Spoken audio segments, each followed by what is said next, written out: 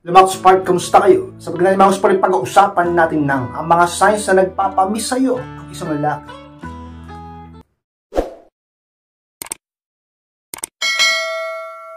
At kung handa na kayong lahat ay magsarap po tayo at muli, be inspired!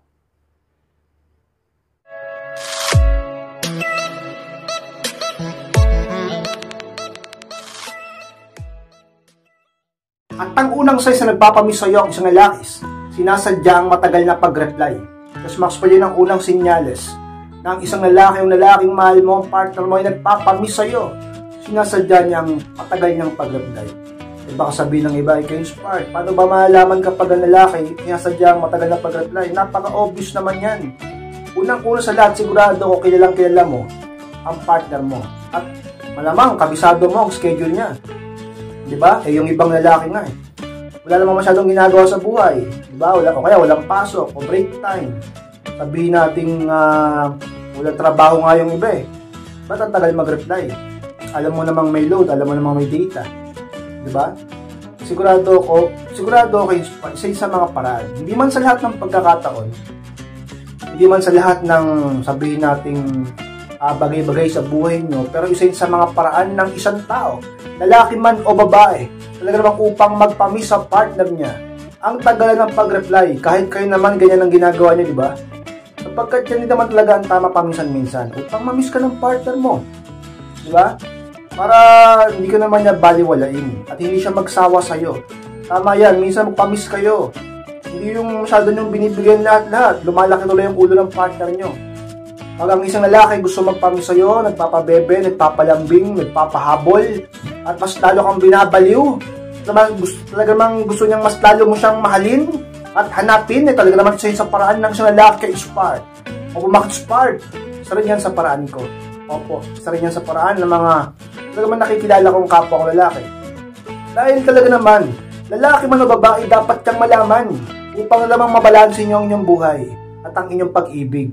Sapagkat kapag ang isang tao ay binusang lahat ng kanyang pag-ibig at pagmamahal, ito ay mababalaw sa pag-ibig sa isang lalaki o sa isang babae at talagang maghahabol ito. Yan ang ayaw kong mangyari sa inyo, sa mga kababaihan, sa mga kalakihan, dahil hindi tama yan. Walang mataas na porsyento na magtatagumpay kayo, tatagal kayo kapag ang isa inyo ay nabaliw sa pag-ibig. Sapagkat boring sa isang relasyon na yung partner mo ay wala ka nang hahabulin sa kanya. Dapat talaga namang ka-inspired ang partner ng lalaki ay talaga namang lagi pa rin nagmamahal sa'yo. Pero isa sa mga sinyales ng isang lalaki ay nagpapamiss sa'yo ka-inspired. Sinasadya niyang matagal na pag-reply upang isipin mo siya, mamiss mo siya ka-inspired.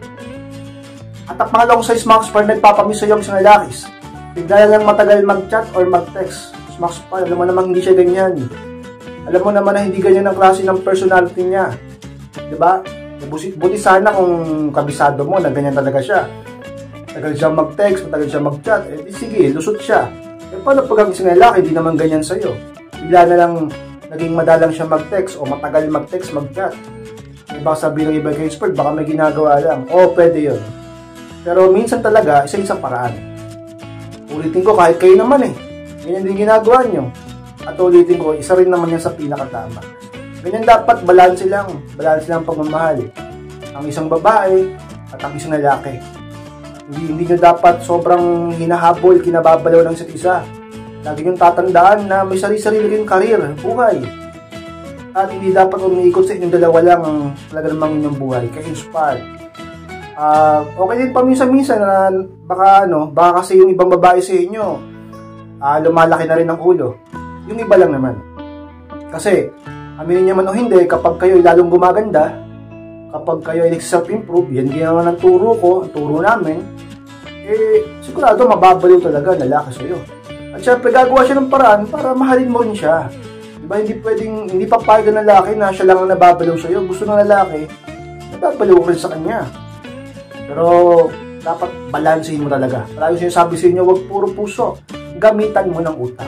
Talaga naman, sa pinaka-signs ng isang lalaki nagpapamiss sa'yo, sinasadya niya rin ang matagal na pag-chat at matagal na pag-text. Bigla lang siya naging ganyan sa mga paraan upang isang tao mamiss siya ka-inspired. At ang pangatlong signs mga ka-inspired na nagpapamiss sa'yo ang isang lalaki is biglang hinto sa madalas na ginagawa niya sa'yo. Yan ang pangatlo ka-inspired. Ang ibig ko sabihin dito, halimbawa, madalas siya ang unang nag-good morning sa'yo. Tuwing tanghali, sinasabi niya, lunch ka na, huwag kang magpapagutom, o sa gabi, siya ang unang nag-good night, di siya nakakalimot, sleep well, di ba? At iba pa. At madalas na pag-text, madalas na pagtawag, lagi niyang ginagawa, madalas niyang ginagawa, pero ngayon bigla niyang talaga naman tinigil o hininto. Sa mga pwedeng paraan upang ma-miss mo siya ka-inspired. O maka-inspired sa mga signs. Hindi man sa lahat ng pagkakataon, lahat ng babanggitin ko dito, hindi naman naangkop sa lahat ng sitwasyon. Pero sa nakikita ko, isa to sa mga pwedeng gawin ng isang tao upang ma-miss siya ng partner niya. At pwede mo rin itong gawin ka-inspired. Diba? Kung nakikita mo na di ka na pinapahalagahan, kung nakikita mo na para bang pinabasus ka na, di ka na minamahal, palagi nagsisinungaling sa'yo, palagi ka niloloko, tinitiis ka na, parang di mo na maramdaman na mahal ka, pwede mong gawin ng mga to. Diba? Kabaliktaran lang din. At ginagawa rin to ng lalaki. Opo, maki-inspired ganyan yan kasi nga, gusto natin na nagpapalamangan kasi. Diba? Ang gusto ng babae, mas mahalin siya. Ang gusto ng lalaki, mas mahalin siya. Yung gusto ko nga, at napag-aralan ko, dapat balanse lang ang pag-ibig. Dapat tama lang. Wala dapat magmamahal ng sobra. Ang magmahal ng sobra, talo. Lagi yung tatandaan niya. Gawin yung rule sa buhay yan. Ang magmahal ng sobra, magpakabaliw sa pag-ibig, yan ang talo. Gusto mo bang matalo? O kung ayaw mo, huwag kang magmahal ng sobra. Dapat sapat lang. At kung ang lalaki ang matalo dahil siya ang nagmamahal ng sobra sa inyo, dapat matuto ka rin ka-inspired balanse ng sitwasyon. Huwag rin lalaki ang ulo mo. Diba? Huwag rin lalaki ang ulo mo at samantalahin mo ang pagkakataon na nagmamahalan kayo. Hindi yung boring ka. Diba? Sa psychology, ganun talaga. Pero balanse mo sapagkat natutunan mo na to. Alam mo na to. Pati sana kung hindi pa. Ka-inspired. Sa mga signs na nagpapamiss sa'yo ang isang lalaki. Yan ang ginagawa niya ka-inspired. Yung mga dati niyang ginagawa sa iyo, yung mga dalas niyang ginagawa, bigla niyang hininto. Siyempre, mamimiss mo yan. Gusto mo ulit maranasan yan. Pagtataka ka, mamimiss mo yan. Sabihin mo, dati ganyan ka sa akin. Dati ganito ginagawa mo sa akin. Noon, hindi ka naman ganyan. Madalas ka nagme-message, madalas ka nag-chat. Tumatawag ka pa, video call pa tayo kahit magdamag, kahit may ginagawa hanggang makatulog tayo, magkausap tayo. Palagi mo akong pinupuntahan, palagi ka nang ipagkita sa akin, palagi mo akong binibigyan ng ganito, palagi ka nagsasabi sa akin ng ganito, palagi mo itong ginagawa sa akin, bakit ngayon hindi mo na ginagawa? Ka-inspired sa mga signs, pwedeng paraan upang ang isang tao ay nagpapamiss sa'yo, sa mga pwedeng gawin ng isang lalaki upang mamiss mo siya, ka-inspired. At ang pang-apat na signs mga ka-inspired nagpapamiss sa'yo ang isang lalaki, sinisikap niya mag-enjoy kahit hindi ka kasama o kausap. Mas pa niya ng pang-apat. Alam niya maki-inspire sa mga paraan nila upang talaga namang hindi mabaliw sa'yo at ikaw ay mamiss mo siya. Diba? Kahit naman ikaw ganyan din ang ginagawa mo, diba? Pinapakita mo sa kanya kaya mong maging masaya. Kahit wala siya at di mo siya kausap. Ganyan din ang ginagawa ng lalaki. Paminsan-minsan. Lalo na yung may knowledge sa mga rules at games sa pag-ibig. Diba? May mga alam sa takbo ng pag-ibig. Alam nila yan, yung iba, alam nila yan. Matalino yung mga kalaki yan. Diba? Di rin magpapatalo yan. At sa mga ginagawa nila upang mas lalo kang mabaliw sa kanila, hanapin mo siya, pamiss mo siya at mas lalo mo siyang mahalin at pahalagahan. Yung pinapakita niya sa'yo na kaya niyang maging masaya kahit wala ka. Ganyan ang ginagawa ng lalaki. At minsan di ba tinatablan ka din? Yung sabi mo, nagtatampo ka pa nga eh. Yung iba babae sa inyo, nagtatampo. Nagpapabebe, nagdulungkot-lungkotan at nangaaway pa, ka-inspire, ang sinagawa ng iba, yung sabi sa partner nila, kaya pala, kahit wala ako siya, masaya ka pala, kasama sila kaysa sa akin pinipili mo palang gawin yan kaysa sa akin mas okay ka pala kapag di ako kausap pa, diba? Ganon, minsan, tinatablan kayo, kasi nga, siya sa paraan ng isang tao upang palagahan mo siya, at makita mo ang halaga niya, diba? At mamiss mo siya. Sa mga signs na nagpapamiss sa'yo na lalaki kapag ginagawa niya yan. Diba? Sa mga talaga namang epektibong paraan upang magpamiss sa isang tao ka-inspire. At ang panlimang signs mga ka-inspire nagpapamiss sa'yo ang isang lalaki, humihingi ng space sa'yo para mag-me time. Yung panlima ka-inspire. Yun nga, di ba, let's say, hindi na kayo nagkakaunawaan masyado, lagi na kayo nag-aaway, para bang hindi na kayo nagpapahalagahan o nagmamahalan, pero ayaw nyo naman maghiwalay. Ang isang mga ginagawang paraan ng isang tao, yung humihingi ng space, para makapag-isip-isip, mag-me time. Dahil alam niya na kapag ginawa niya yun, makakapag-relax siya, at mag-miss siya ng tao na yun, na hininga niya ng space. Halimbawa, ikaw, hindi na kayo nagkakaintindihan ng boyfriend mo, ng asawa mo, nag-aaway kayo palagi, para bang nagbabaliwalaan na kayo, nagtitihisan, isa mga pwedeng paraan ng isang lalaki o ng isang babae, diba? Upang makapag-isip-isip at talaga namang ka-inspired ay mamiss siya ng partner niya, diba? Isa yun sa ginagawa talaga ng lalaki, para mamiss mo siya. Iniisip kasi ng lalaki, para bang hindi mo siya pinapalagan, lagi na lang kayo nag-aaway, para bang hindi mo na siya mahal. Gagawin niya yan. Una sa lahat, test yan. Testing ka niya at inaalam niya ang inyong relasyon kung okay pa o kung pwede pa, diba? Kaya nga, diba, maraming gumagawa niyan upang malaman nila kung mahal na pa pala sila ng lalaki o ng babae at nagiging okay sila. Tama naman talaga na kapag kayo hindi na masyado magkaunawaan at laging toxic ng isang relasyon, dapat talaga magkaroon muna kayo ng space, diba? Kung tawagin yung mga kabataan is cool off. Mag-cool off muna kayo. Hindi ang ibig sabihin na maghihiwalay na kayo. Ang ibig sabihin nun, bigyan nyo ng pagkakataon ng isa't isa upang makapag-isip, makahinga, at talaga namang mamiss ang isa't isa. Diba? Pag puro away, umiwas-iwas na muna. Diba? Hindi nyo na kasi nakikita ang halaga ng isa't isa. Kaya yan, lagi kayo nagmumurahan. Palagi kayo nagpuputakan. Nagpapalitan kayo ng masakit na salita. Dahilan kung bakit. Nasasabi nyo sa inyong sarili na ayaw nyo na. Pero ang totoo, mga pride nyo lang yan. Matataas kasi yung pride nyo. Ang gawin mo, huwag mong patulan kapag galit siya. Kapag galit ang isa inyo, huwag kayong pumatol. Ang gawin nyo, palamigin nyo mo lang sitwasyon, mag-me time kayo, humingi kayo space, at maniwala kayo, magiging okay pa rin kayo. Magsusorry ang isa sa inyo. Mararamdaman nyo ang pagmamahal nyo sa isa. Huwag nyo ipilit ang puro pag-aaway. Magkaroon kayo ng matalinong pag-iisip na lumayo.